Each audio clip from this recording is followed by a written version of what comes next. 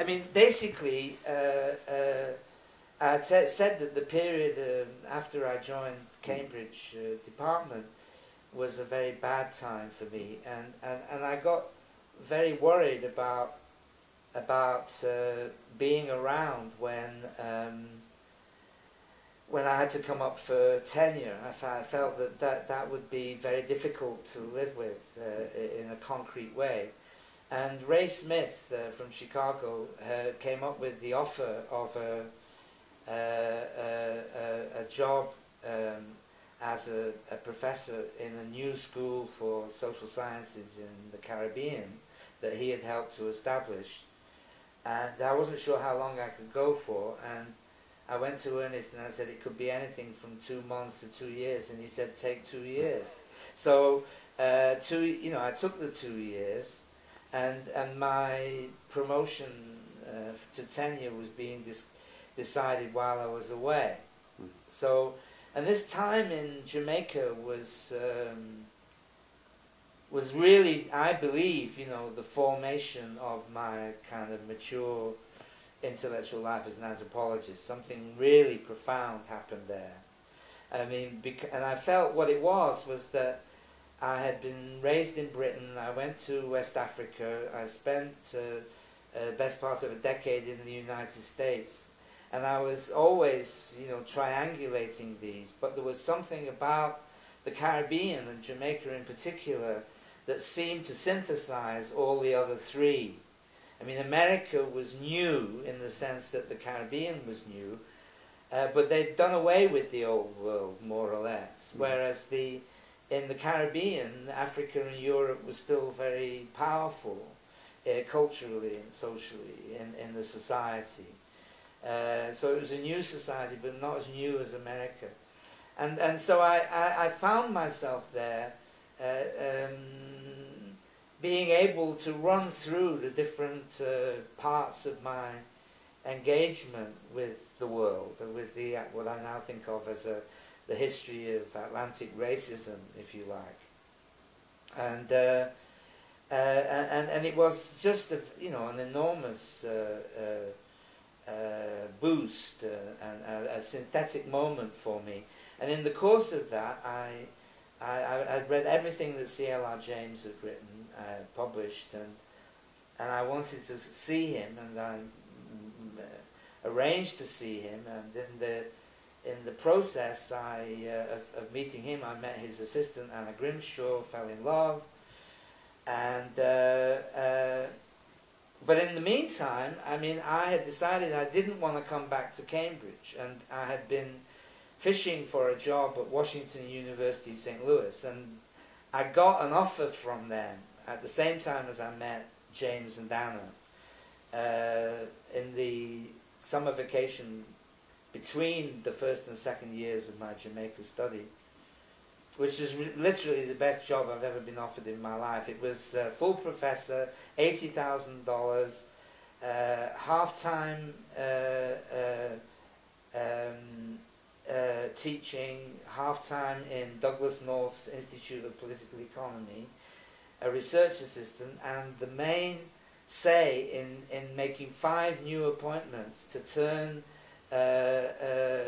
Washington University's anthropology department into the main center for anthropology and political economy in the United States.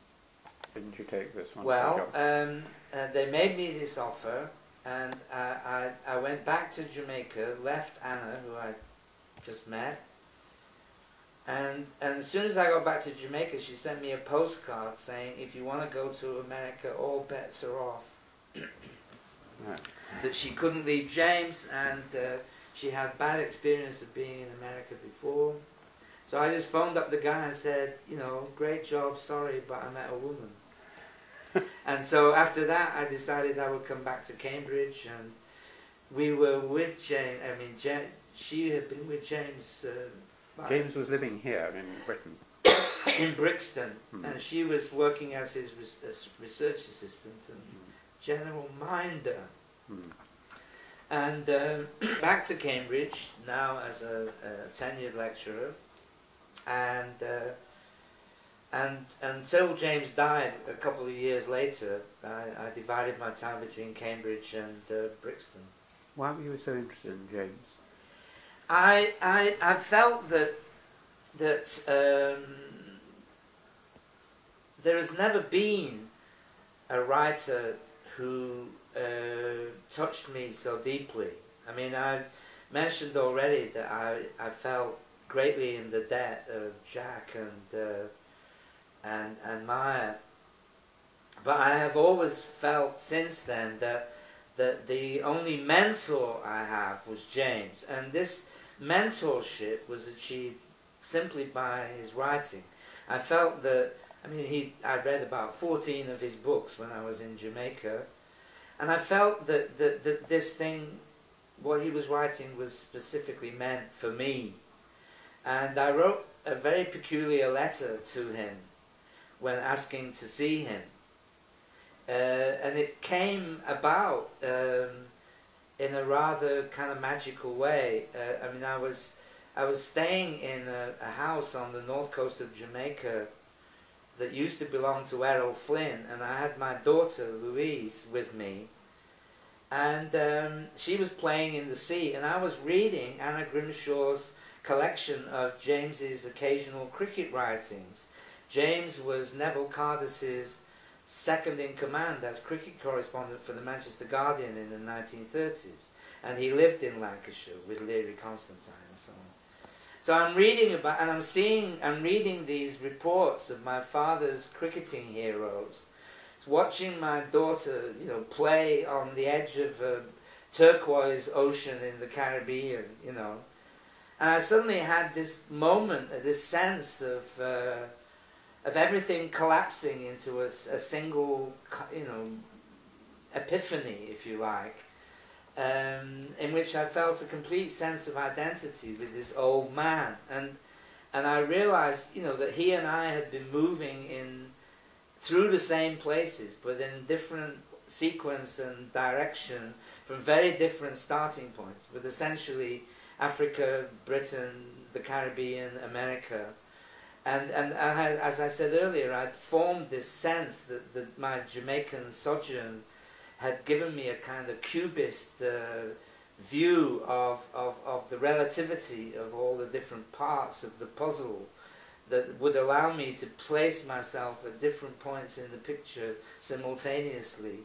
And suddenly all this cubist strategy kind of manifested itself as identifying with an old black cricket writer on a beach with my daughter.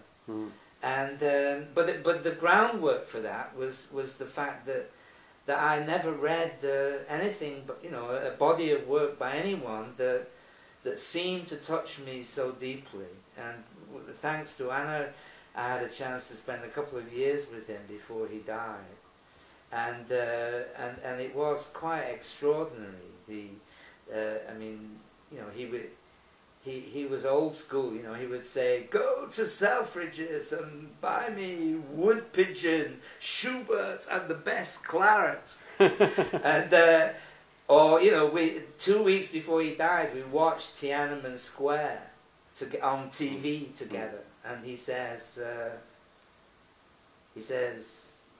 the Soviet Union will never retain its grasp over Eastern Europe after this. Doesn't matter what the Chinese do to their own people; they're bound to sit on them. But this watching the tanks and the students on, you know, he saw this as immediately as the catalyst of the collapse of the Soviet Union, not the collapse of the Chinese communists.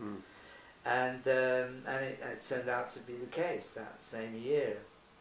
And he was always, from the 70s at least, he used to say there are only two world revolutions left.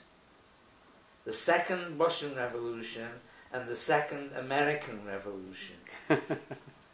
And he'd been predicting, I mean, ever since Solidarity, Lech Walesa and so on, he'd been looking to Eastern Europe and the breakup of the Soviet Union as the second Russian Revolution.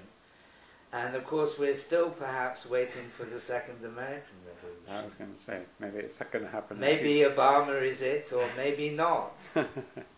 Maybe that's a good place to stop. Yes, let's stop there. Okay, to Obama.